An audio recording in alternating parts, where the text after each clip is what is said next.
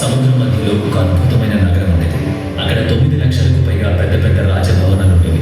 వాటిని వజ్రాలు, బంగారం మరియు ఎన్నో అమూల్యమైన రత్నాలతో అద్భుతంగా అలంకరించారు.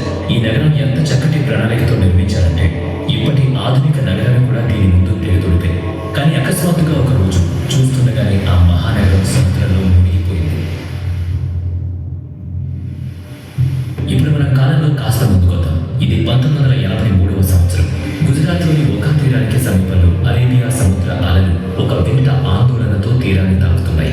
భారత పురావస్తు శాస్త్రవేత్తల బృందం డైవింగ్ పరికరాలతో సముద్రం పైన సిద్ధంగా ఉన్నారు. కొద్ది క్షణాల్లో తాము చరిత్ర యొక్క అవగాహనను కదిలించి ఒక దృశ్యాన్ని చూడబోతున్నారు.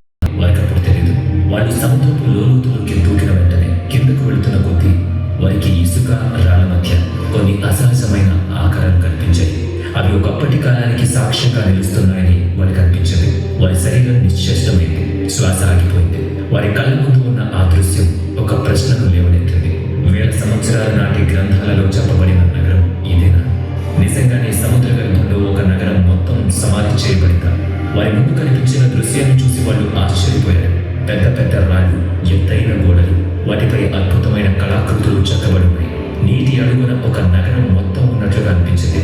అదొక నీటి నగరం లాగా. అది మరేదో కాదు, శ్రీకృష్ణుడి నీట మునిగిన నగరం ద్వారక.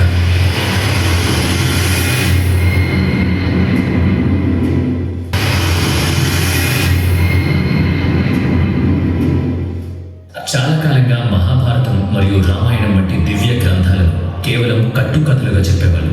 ఆ కథల్లోని ఈ అద్భుతమైన ద్వారక నగరం గురించి కూడా రాయబడింది. చాలా కాలం వరకు దీన్ని కూడా ఒక కాల్పనిక కథగానే పరిగణించారు, కొట్టిపారేశారు.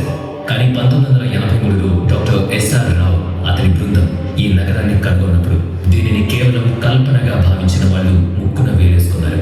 డాక్టర్ ఎస్ఆర్ రావు పురావస్తు సర్వేలు మరియు పరిశోధనల తర్వాత మహాభారతం మరియు హరివంశ పురాణంలో వర్ణించబడిన ద్వారక నగరం ఇదేనని నిర్ధారించారు. మరి ఇంత సంపన్నమైన ద్వారక నగరం ఒక్కసారిగా నీటిలో రావు మరియు ఇతర పురావస్తు శాస్త్రవేత్తలకు వారిని ఆశ్చర్యపరిచేంతగా ఏం దొరికింది? ఈ డాక్యుమెంటరీలో సముద్రపు అలలను కూడా వెనక్కి నెట్టేలా నిర్మించిన ఆ ద్వారక నిర్మాణ కథను తెలుసుకుందాం. స్వర్గాన్ని సైతం వణికించిన ఆ శాపం వెనుక ఉన్న నిజాన్ని తెలుసుకుందాం. శతాబ్దాల నాటి పౌరాణిక కథలను నేల మీదకు లేదా సముద్ర గర్భంలోంచి వాస్తవంలోకి తీసుకొచ్చిన ఆ చారిత్రక ఆవిష్కరణ యొక్క పూర్తి ప్రక్రియను చూద్దాం. ప్రజలు కేవలం కథగా భావించిన ఆ నగరం యొక్క అవశేషాలను డాక్టర్ ఎస్ఆర్ రావు మరియు ఆయన బృందం సముద్ర లోతుల్లోకి వెళ్లి ఎలా కనుగొన్నారు మనం తెలుసుకుందాం. కథలోకి వెళ్లే ముందు ద్వారక నేపథ్యాన్ని కొద్దిగా తెలుసుకుందాం. చాలా కాలం క్రితం మధురలో కంసుని ఆగడాలు పెరిగిపోయినప్పుడు శ్రీకృష్ణుడు కంసుని వధించి నగరవాసులను అతని అరాచకాల నుంచి విడిపించాడు. ఆ తర్వాత శ్రీకృష్ణుడు మధురలోనే స్థిరపడ్డాడు. కంసుని మరణంతో ఆగ్రహించిన అతని మామ జరాసంధుడు మధురపై సుమారు 17 సార్లు దండయాత్ర చేశాడు. ఆ దాడులన్నిటిలో శ్రీకృష్ణుడి విజయం సాధించినప్పటికీ ఆ పదే జరుగుతున్న దాడులతో విసిగిపోయిన శ్రీకృష్ణుడు తన ప్రజల క్షేమం కోసం మధురను విడిచి వెళ్లడమే సరైందని భావించాడు. ఈ నిర్ణయమే ఒక అసాధారణ నగరాన్ని నిర్మించడానికి ఆయన్ను ప్రేరేపించింది. ఆ నగరమే ద్వారక. శ్రీకృష్ణుడు సముద్ర తీరానికి వెళ్లి సముద్ర దేవుణ్ణి ఇలా ప్రార్థించాడు. ఓ సముద్ర దేవ, నా ప్రజలకు శాంతి మరియు భద్రత కావాలి. నేను ఒక కొత్త నగరాన్ని నిర్మించుకోవడానికి నీ నుంచి కొంత భూమిని ప్రసాదించు. దీంతో సముద్రుడు చిరునవ్వుతో శ్రీకృష్ణుడికి సముద్రం మధ్యలో 12 యోజనాల భూమిని, అంటే 103.4 భూమిని దానం చేశాడు. ఆ తర్వాత దేవశిల్పి అయిన విశ్వకర్మకు ఈ దివ్య నగరాన్ని నిర్మించే బాధ్యతను అప్పగించాడు. ఆయన అద్భుతమైన నగరాన్ని నిర్మించాడు. అక్కడ రాజభవనాలు ఆకాశాన్ని ఉండేది. గోడలు బంగారంతో, వెండితో చేయబడ్డాయి. నగరానికి నలువైపులా విశాలమైన ద్వారాలు ఉండేవి. అందుకే ఈ నగరానికి ద్వారక అంటే ద్వారాల నగరం అని పేరు. గాలిలో సుగంధభరితమైన పువ్వుల పరిమళం వ్యాపించుండేది. వీధుల్లో నెమళ్లు నాట్యం చేసేవి. మధ్యలో ఉన్న శ్రీకృష్ణుడి రాజమహల్ చూస్తే స్వర్గమే భూమిపైకి వచ్చిందా అనిపించేది. నగరంలోని రహదారులను నేరుగా ఓడరేవుకు చేరే విధంగా నిర్మించారు. సముద్ర వాణిజ్యం కోసం ప్రత్యేకమైన రేవులు నిర్మించబడ్డాయి. ఇక్కడ ఓడలు సులభంగా వచ్చి వెళ్ళేవి. నగరానికి నీటి సరఫరా కోసం నీటిపారుదల వ్యవస్థ ఉండేది. ఇది ఆ కాలంలో చాలా అరుదుగా పరిగణించబడింది. స్వచ్ఛమైన నీటి కొలనులు, పచ్చని తోటలు, అలంకరించబడిన బజార్లు ఈ నగరాన్ని అందంగానే కాకుండా పూర్తిగా స్వయం సమృద్ధిగా మార్చాయి. భాగవత పురాణం ప్రకారం ద్వారకలో చంద్రకాంత శిలలు, వజ్రాలు, మణులు, బంగారంతో నిర్మించిన 900 కంటే ఎక్కువ భవ్యమైన రాజమహల్ ఉండేది. శ్రీకృష్ణుడు స్వయంగా ఆ భవనాలను తన ప్రియమైన వారి కోసం నిర్మించాడు. బలరాముడు, రుక్మిణి, సత్యభామ, జాంబవతి మరియు ఇతర రాణుల కోసం వేర్వేరు రాజభవనాలు ఉండేవి. ఈ భవనాలు కేవలం వాస్తుశిల్ప అద్భుతాలు మాత్రమే కాదు, ఆధ్యాత్మిక మరియు భక్తికి ప్రతీకలు. కానీ ఇది ముగింపు కాదు. ఇప్పుడు ద్వారకను చిరస్థాయిగా మార్చిన అధ్యాయం ప్రారంభం కాబోతోంది. స్వయంగా భగవంతుడు నిర్మించిన నగరం, దేవతలు అలంకరించిన నగరం, కాలం చేత చరిత్రలో నమోదు చేయబడిన నగరం. కానీ సృష్టి ఎక్కడ ఉంటుందో అక్కడ వినాశనం కూడా వేచి ఉంటుంది. ద్వారక యొక్క ఈ స్వర్ణగాథ ఎవరు ఊహించని ఒక శాప నీడలో మునిగిపోబోతోంది. మహాభారత యుద్ధం ముగిసింది. దుమ్ము కొట్టుకుపోయిన యోధుల శవాలు, చల్లచెదురుగా పడి ఉన్న ఆయుధాలు, రక్తంతో ఎర్రబారిన భూమి. కౌరవులు నశించిపోయారు. తమ కుమారుడు ఈ స్థితిని చూసి గాంధారి తీవ్రమైన కోపానికి గురైంది.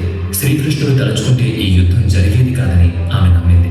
కానీ ఆయన అలా చేయలేదనే కోపంతో గాంధారి శ్రీకృష్ణుడిని శపించింది.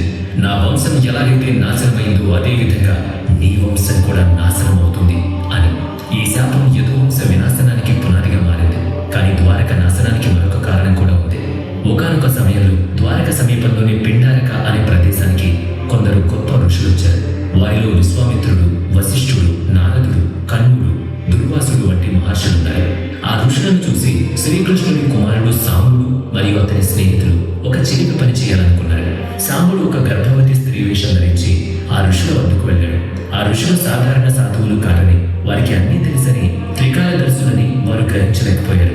సాంబుడు మరియు అతని స్నేహితులు వారి దగ్గరకు వెళ్ళి వాళ్ళ తపస్సును భంగపరిచి తనకు పుట్టబోయే బిడ్డ గురించి చెప్పమని అడిగారు. తమకు జరిగిన ఈ అవమానాన్ని చూసి మునివర్లకు కోపం వచ్చింది. వాళ్ళు సాంబుడిని ఇలా శపించారు. నువ్వు ఒక లోహపు ముసలానికి జన్మనిస్తావు, అది యదువంశ వినాశనానికి కారణమవుతుంది అని అన్నారు. సాంబుడు మరియు అతని స్నేహితులు భయపడిపోయారు. వాళ్ళు క్షమించమని వేడుకున్నారు, కానీ ఇక ఏం చేయలేని స్థితి. కొన్ని రోజుల తర్వాత ఆ ఋషులు చెప్పినట్లే జరిగింది. సాంబుడు ఉదయం నిద్రలేచేసరికి అతని బట్టల్లో ఒక బరువైన ఇనుప ముసలం కనిపించింది. ఈ దృశ్యం చూసిన యదువంశస్థులు ఆందోళనకు గురయ్యారు.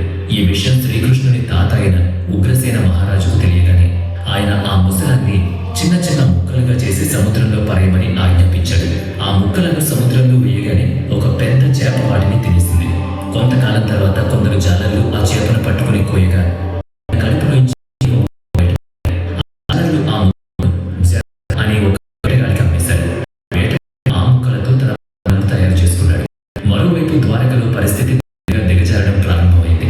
గాంధారి శాప ప్రభావం కనిపించడం మొదలైంది. కాలం గడిచే కొద్దీ యదువంశ ప్రజల్లో అహంకారం పెరిగిపోయింది. భోగ విలాసాలు, మద్యపానం, దురాచారం వంటివి ధర్మం మరియు నైతిక స్థానాన్ని ఆక్రమించాయి. ఒకరోజు యదువంశ వీరులు సముద్ర తీరంలో ఒక ఉత్సవాన్ని ఏర్పాటు చేశారు.